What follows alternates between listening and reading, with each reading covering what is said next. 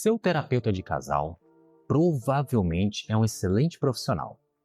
Mas existe uma verdade sobre as suas brigas em relação a dinheiro que talvez ele não tenha te contado. A verdade é que vocês não brigam por dinheiro. Vocês brigam em uma guerra muito mais antiga, muito mais profunda. A fatura do cartão de crédito, ela não é um problema. Ela é munição para essa guerra. Aquele gasto inesperado, ele não é o motivo do conflito. Ele é o gatilho para o conflito. Nessa guerra, a casa fica em silêncio. Um silêncio tão denso, um silêncio tão pesado que se você pegasse uma faca, talvez você pudesse cortá-lo. E vocês podem estar no mesmo cômodo, mas estão literalmente em trincheiras opostas, em que o amor, a intimidade, a confiança são as primeiras baixas nessa guerra. Vítimas de uma guerra fria, silenciosa entre vocês. Hoje eu não vou te dar dicas financeiras, eu vou te entregar o mapa do campo de batalha. Eu vou nomear os inimigos que estão destruindo o seu casamento por dentro e principalmente, eu vou te entregar os principais antídotos para você utilizar e neutralizar esses inimigos. Fica aqui e você vai sair com o poder de começar a negociar a paz no seu relacionamento ainda hoje. A maioria dos casais acredita que briga por dinheiro dentro do relacionamento é completamente normal. A sociedade fala isso. Mas eu tô aqui para te falar que isso não é normal. Pode ser comum, mas não é normal.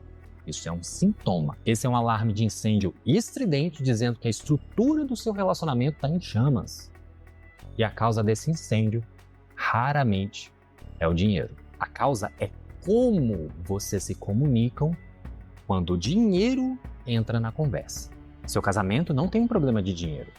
O seu casamento tem uma infecção no sistema de comunicação e o dinheiro é sua febre.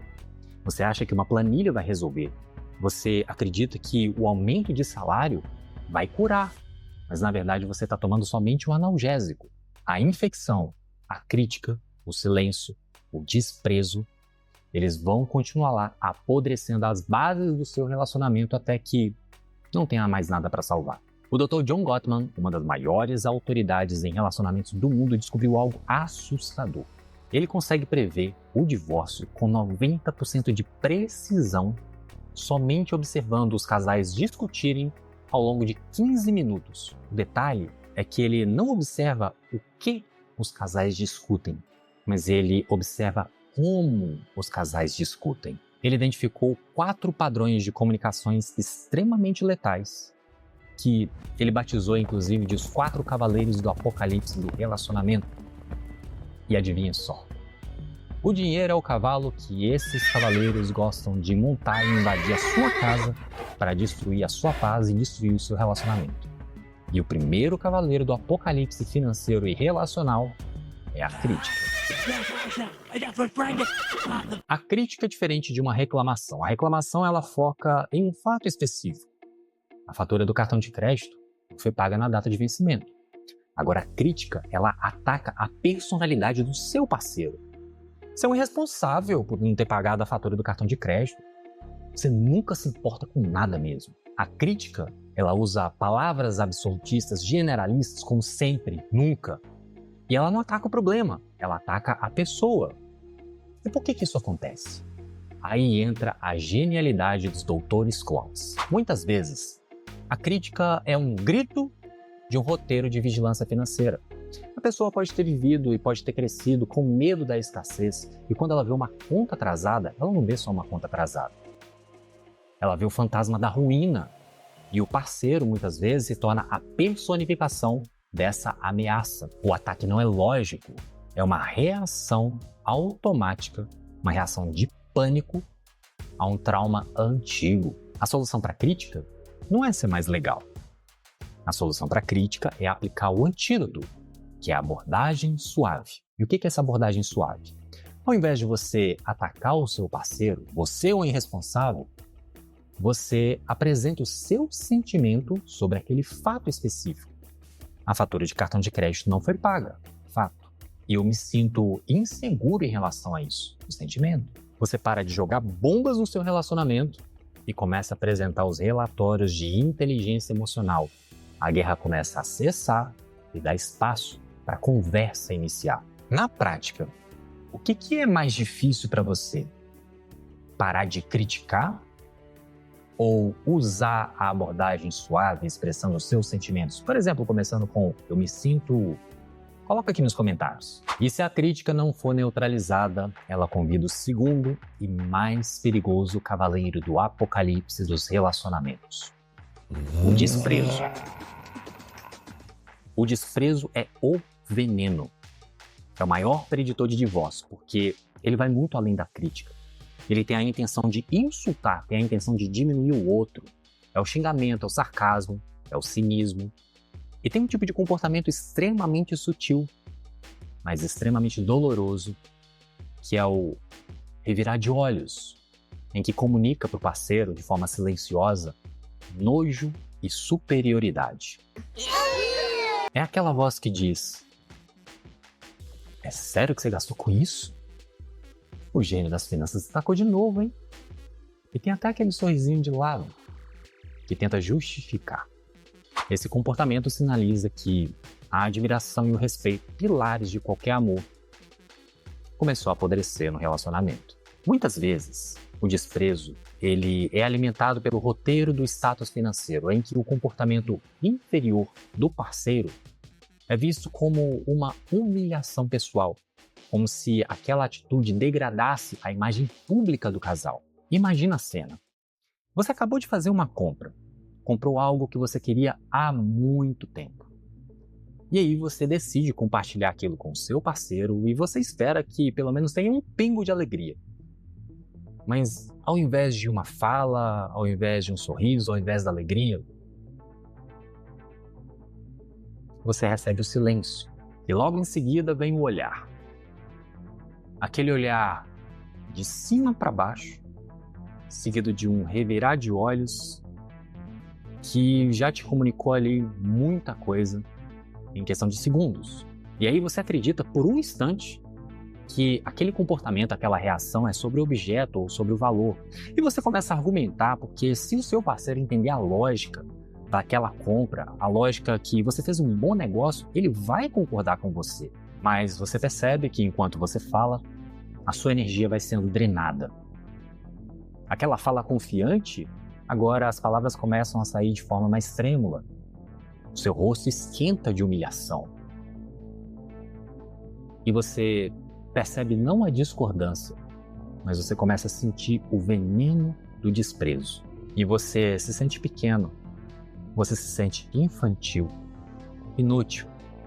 E aquela alegria se transforma em cinzas na sua boca. Você não está mais discutindo sobre a compra.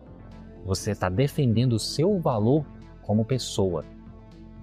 E está perdendo. E aí, é claro, a sua mente projeta o futuro. A repetição da humilhação, a morte da sua autoestima dentro do seu próprio lar. O ressentimento crescendo como um câncer, até que o amor se transforme em ódio. E você se vê sozinho, emocionalmente falido, percebendo que o preço mais alto que você pagou não foi o daquela compra, mas o preço de permanecer em um relacionamento na qual você deixou de ser admirado. O antídoto para o desprezo é se libertar de uma cultura de ressentimento e construir uma cultura de apreciação. Exige um esforço consciente, intencional e ativo para estar lembrando das qualidades do parceiro com gratidão e com respeito, mesmo diante do conflito. Dá trabalho.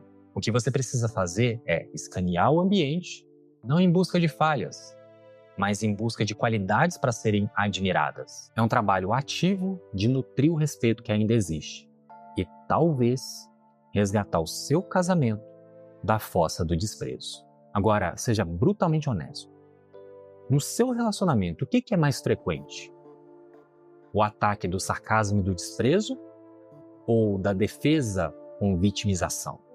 Porque quando um parceiro ele é atacado pelos cavaleiros da crítica e do desprezo, é natural que venha o terceiro cavaleiro do apocalipse dos relacionamentos e das finanças: a defensiva. A defensiva é a postura da vítima inocente, é a recusa em aceitar qualquer responsabilidade. E ela se manifesta geralmente de duas formas. Do contra-ataque, o problema não é o que eu gastei. O problema é que você nunca quer fazer nada. Ou então da auto-vitimização. Eu trabalho tanto, eu não posso nem gastar com um pequeno luxo, com um pequeno presente para mim. A pessoa que está na defensiva, ela não está escutando o que o outro diz.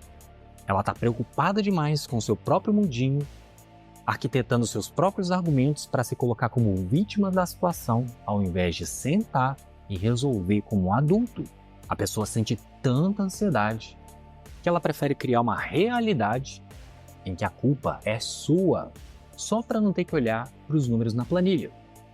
A ansiedade é tão grande, mas tão grande, que a negação e a transferência de culpa é o único refúgio. O antídoto para a defensiva é extremamente simples, mas extremamente difícil de ser aplicado. Assumir a responsabilidade, pelo menos por parte do problema. Uma frase do tipo, ok, talvez você tenha razão sobre parte disso daqui. Talvez eu não devesse ter comprado sem ter conversado com você antes. Mas agora, vamos conversar sobre isso? Esse tipo de frase é o suficiente para desarmar um exército e começar a trazer paz no seu relacionamento. E se você está pronto para trocar as armas da Guerra Fria financeira por ferramentas de construção A2, se inscreve agora aqui no canal. Cada episódio é mais um passo para você transformar a sua guerra em um tratado de paz. Quando os 3 primeiros cavaleiros galopam livremente por tempo demais, o relacionamento fica tão tóxico que o 4º cavaleiro chega. A obstrução, o muro de silêncio. A obstrução é o desligamento. O seu parceiro se retira da conversa mesmo estando em corpo presente. Ele não responde, ele desvia o olhar, ele pega o celular, ele olha para a televisão, ele simplesmente desliga. É como se você estivesse conversando com uma parede. Oi, parede. É o parceiro que diz que não consegue conversar, que prefere mandar uma mensagem no celular estando na mesma casa, porque o confronto emocional é insuportável. E ainda assim, mesmo essa comunicação por texto, ela é abandonada por horas de vácuo, porque o seu parceiro simplesmente se distrai com jogos, com vídeos, com redes sociais, com séries. O celular acaba se tornando um amante digital, um refúgio seguro diante da dolorosa conexão humana. Você acha que um casamento sem brigas por dinheiro é saudável? Pensa de novo. O silêncio, a evitação, a fuga para o celular quando uma conversa fica mais difícil, isso é a fase terminal da comunicação. A briga, pelo menos, ainda mostra que ambos se importam o suficiente para lutar. Agora, o silêncio é rendição. É a sinalização, a declaração de que, muito provavelmente, vocês não sejam mais um time. Esse comportamento é muito mais do que uma simples evitação, uma simples fuga.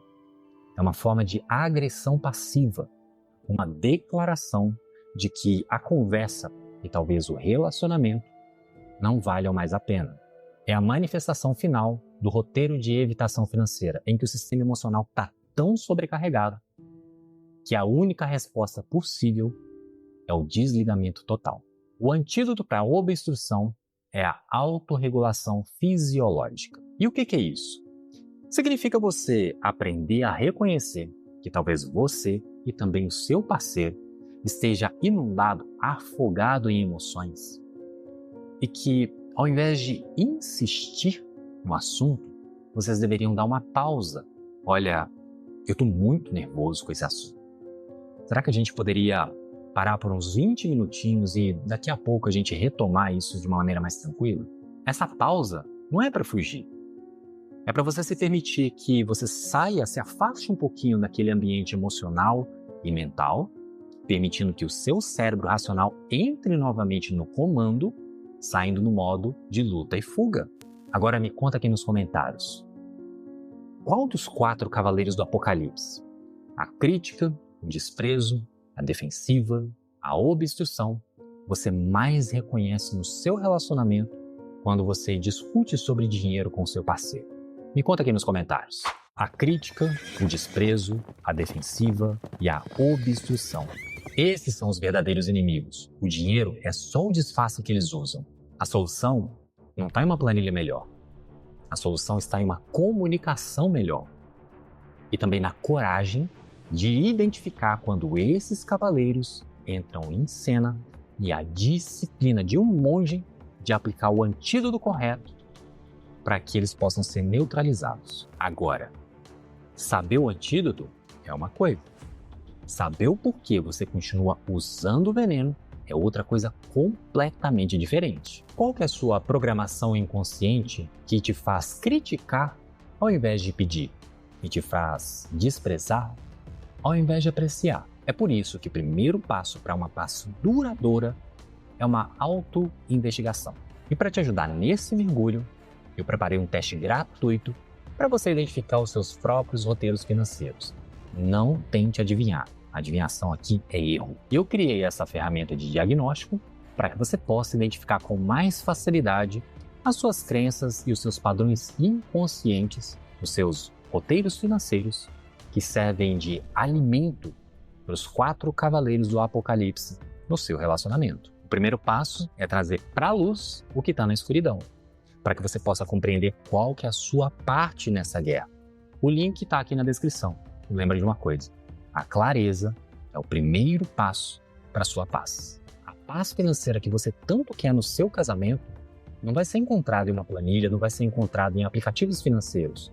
Ela vai ser forjada na coragem de ter conversas difíceis, forjada na disciplina de aplicar os antídotos ao invés dos venenos e na compaixão.